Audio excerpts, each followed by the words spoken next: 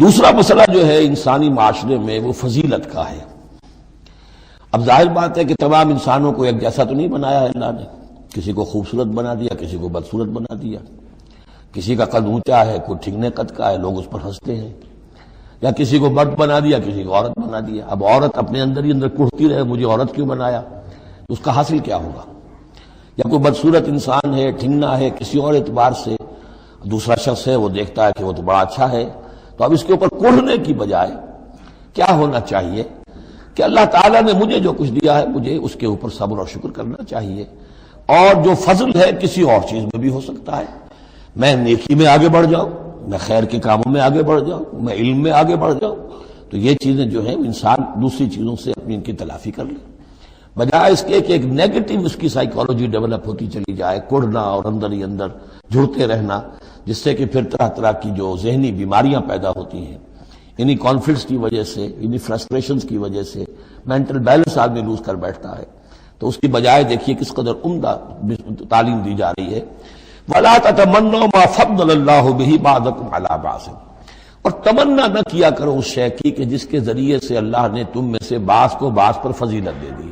اب اللہ کی دی ہوئی فضیلت ہے، اس میں آپ تمنا کریں، اور دوسری طرف یہ کہ اس میں حسرت ہو جائے۔ اب اس میں خاص طور پر جو مسئلہ ہے انسانوں میں، جو آج کا سب سے بڑا مسئلہ ہے دنیا میں، جیسا کہ میں نے بتایا ایکسپلائٹ کیا جا رہا ہے، مساوات مرد و زن۔ اب یہ بھی ایک فضیلت ہے، کسی کو اللہ نے مرد بنایا، کسی کو عورت بنایا۔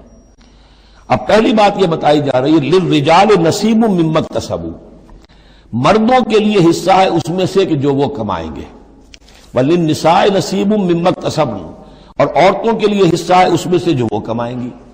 یعنی جہاں تک نیکیوں کا معاملہ ہے، بدیوں کا معاملہ ہے، خیرات کا معاملہ ہے، حسنات کا معاملہ ہے یا سیئات کا معاملہ ہے، اس میں بالکل ایکویلٹی ہے۔ مرد نے نیکی کمائی اس کے لیے، عورت نے نیکی کمائی اس کے لیے، اس میں برابری ہے۔ عورت نیکی میں مرد سے آگے نکل جائے، اتنے مرد ہوں گے کروڑوں کہ جو رش کریں گے حضرت خدیجہ کی کے مقام پر، کہ جو ان کا نمایاں ہوگا قیامت کے دن، یا حضرت عائشہ یا حضرت فاطمہ کا مقام، تو وہ عورتیں تھیں اور مرد ہوں گے بڑے بڑے، لیکن یہ کہ ان کی خاک کو بھی نہیں پہنچ سکیں گے۔ تو یہ ہے کہ اس میں تسلیم کرے آدمی، تسلیم و رضا، کہ جو بھی اللہ نے مجھے بنا دیا اور مجھے دیا ہے، اب مجھے اس میں بہتر سے بہتر کرنا ہے۔ یہ میرا شاکلہ تو اللہ کی طرف سے آ گیا ہے، کل یعمل علی شاکلتہ، اور جو ہم پڑھ چکے سورہ بقرہ میں کہ لا یکلف اللہ نفسا الا وسعہا، وسع جو ہے وہ اللہ نے بنا دی ہے۔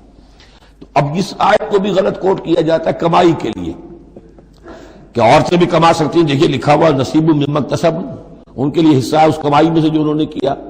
اچھا، کمائی سے مراد یہ سمجھ لیجئے قرآن مجید میں صرف ایک جگہ ایسی ہے سورہ بقرہ میں جو ہم پڑھ چکے ہیں، جہاں کسب کا لفظ آیا ہے معاشی جد و جہد اور معاشی کمائی کے لیے۔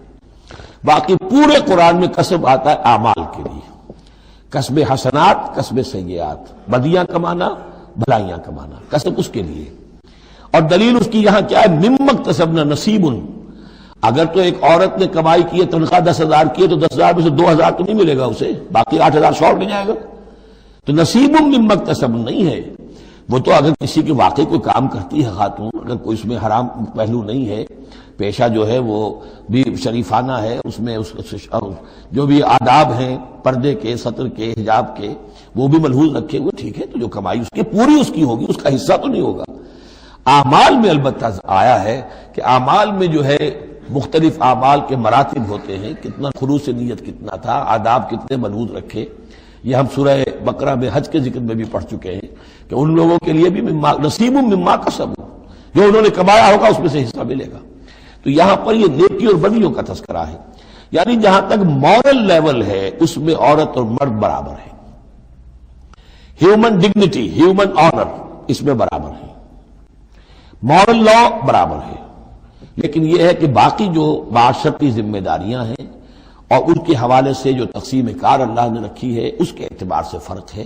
اب اس فرق کے ساتھ اگر عورت ریکنسائل نہ کرے اور وہ کڑتی رہے اور مرد کے بالکل برابر ہونے کی کوشش کرے، تو فساد کا سارا معاملہ جو ہے اس معاشرے کا، وہ فساد کے نظر ہو جائے گا۔ وَاسْأَلُوا اللَّهَ مِنْ فَضْلِهِ، اور اللہ سے اس کا فضل تلاش کرو۔ اے اللہ تو نے مجھے اس معاملے میں کم رکھ دیا ہے، اے اللہ مجھے اس معاملے کے اندر تو مجھے ہمت دے، میں ترقی کروں۔ تو اللہ تعالیٰ بہت سے لوگوں کو کسی اور پہلو سے نمایاں کر دیتا ہے۔ ان اللہ کان بکل شیء علیما، یقیناً اللہ تعالیٰ ہر شے کا علم رکھتا ہے۔ وَلِكُلٍّ جَعَلْنَا مَوَالِيَ مِمَّا تَرَكَ الْوَالِدَانِ وَالْأَقْرَبُونَ۔ اب آخر میں پھر ایک مرتبہ جو ہے قانون وراثت کی اہمیت کو دیکھیے، اور ہر ایک کے لیے ہم نے مقرر کر دیے ہیں حصے وراثت میں جو بھی چھوڑتے ہیں والدین یا رشتہ دار۔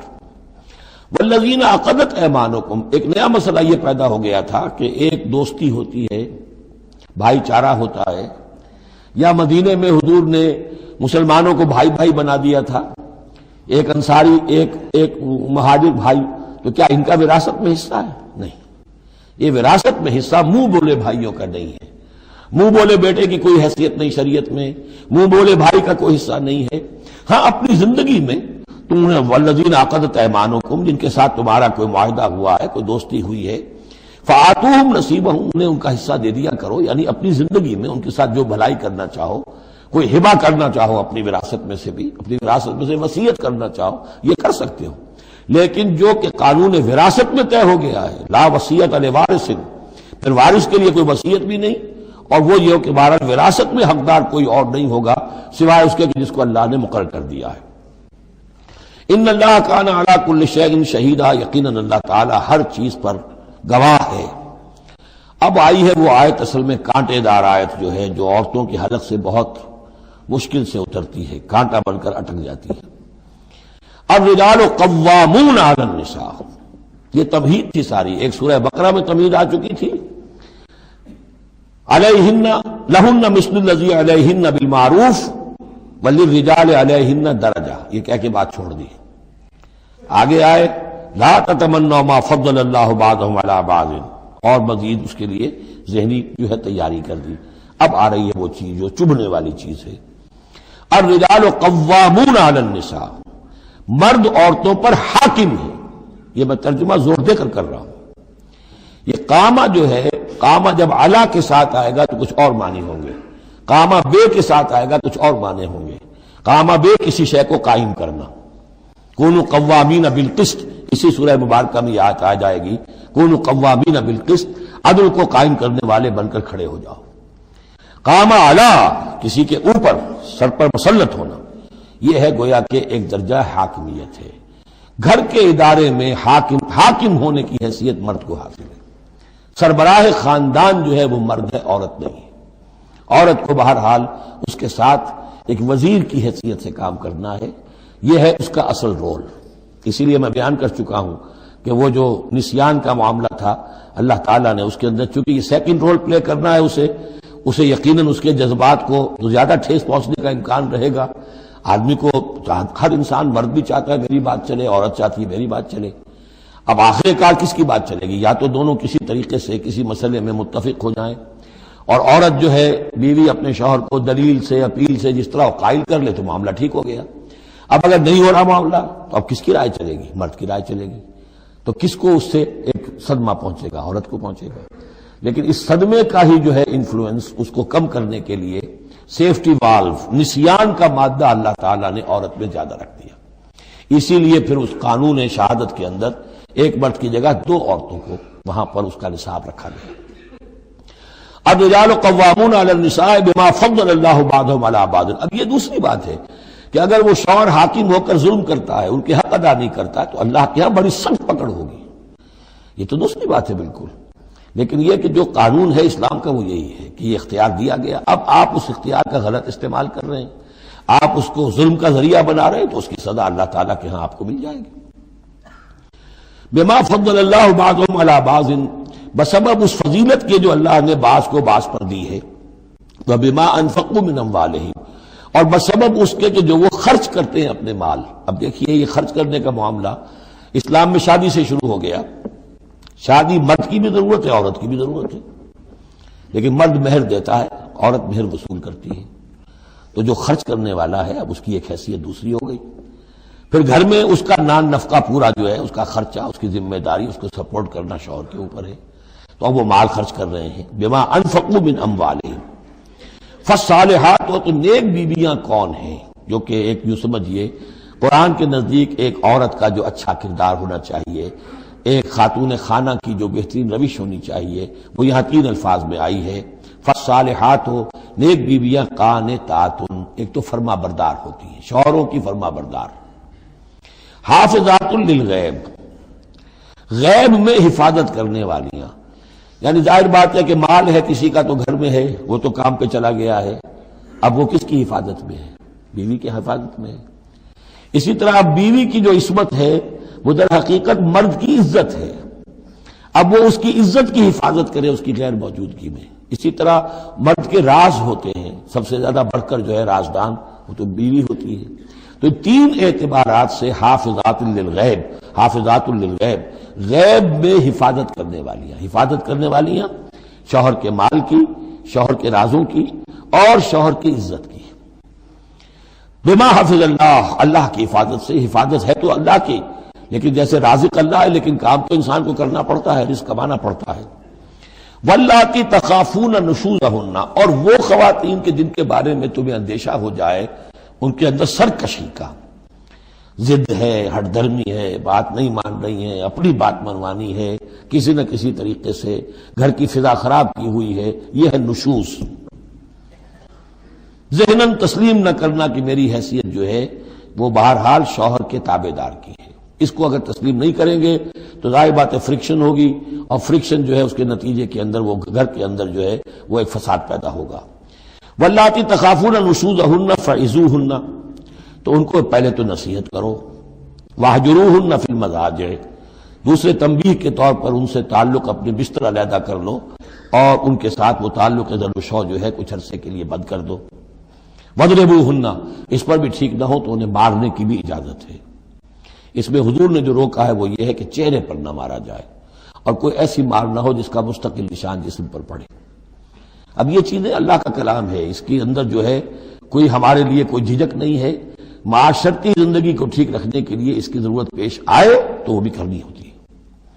فَإِنْ أَطَعْنَكُمْ، پھر اگر وہ تمہاری اطاعت کریں، فَلَا تَبْغُوا عَلَيْهِنَّ سَبِيلًا، تو اب ان پر خامخواہ کی زیادتی کرنا، پچھلے غصے نکالنا، بار بار جو ہے وہ اپنے غصے کا اظہار کرنا، یہ بھی ٹھیک نہیں ہے۔ ان اللہ کان علیٰ کبیرا، یقیناً اللہ تعالیٰ بہت بلند ہے، بہت بڑا ہے۔ وَإِنْ خِفْتُمْ شِقَاقَ بَيْنِهِمَا، اور اگر تمہیں یہ اندیشہ ہو گیا ہو کہ ان میں تو اب زدہ ہو گئی ہے اور یہ اب ساتھ اب چلنا ان کا مشکل ہے، شوہر میں بیوی میں مزاجوں کا اختلاف ہے اور اس کی وجہ سے کوئی زدہ عورت بھی اکڑ گئی ہے، مرد بھی اکڑا ہوا ہے، تو اب ٹھیک ہے کیا کریں ہم؟ تو اس میں ایک کوشش کرنے کا حکم دیا پہلے، فَبَعْثُوا حَكَمًا مِّنْ أَهْلِهِ وَحَكَمًا مِّنْ أَهْلِهَا، تو ایک حکم مقرر کرو ثالث، لڑکے والوں میں سے، شوہر والوں میں سے، شوہر کے خاندان میں سے، اور ایک حکم جو ہے اس عورت یا لڑکی کے خاندان والوں میں سے۔ ان یریدا اصلاحا، اگر وہ دونوں چاہیں گے اصلاح، یوفق اللہ بینہما، اللہ تعالیٰ ان کے مابین موافقت پیدا کر دے گا۔ لیکن ان یریدا میں مراد دونوں ہو سکتے ہیں، یعنی ایک تو یہ کہ اگر واقعتاً شوہر اور بیوی جو ہے چاہتے ہیں کہ موافقت ہو جائے، ہوتا ایسا ہے کسی وقت جو ہے وہ نفسیاتی گرہ ایسی بن جاتی ہے کہ وہ بھی چاہتا ہے کہ معاملہ درست ہو جائے، وہ بھی چاہتی ہے کہ درست ہو جائے، لیکن اب یہ کہ اب اس میں گرہ ایسی پڑ گئی ہے، مقطع میں آپ پڑھی ہے سکون دسترانہ بات، کہ اب اس میں کسی طریقے سے مسئلہ حل نہیں ہو رہا، تو حکمین آ جائیں گے تو وہ بات کو گرہ کھولیں گے، ادھر سے کچھ سنیں گے، ادھر سے سنیں گے، کچھ اس کی وضاحت ہوگی، ادھر کی وضاحت ہوگی تو ہو جائے گا۔ اور ایک یہ بھی ہو سکتا ہے کہ اس سے مراد حکمین ہو، کہ اگر حکمین پوری سی کوشش کریں گے تو اللہ تعالیٰ ان کے مابین موافقت پیدا کر سکتا ہے۔ میرا رجحان پہلی رائے کی طرف زیادہ ہے۔ ان اللہ کان علیما خبیرا، یقینا اللہ تعالیٰ بہت علیم اور خبیر ہے۔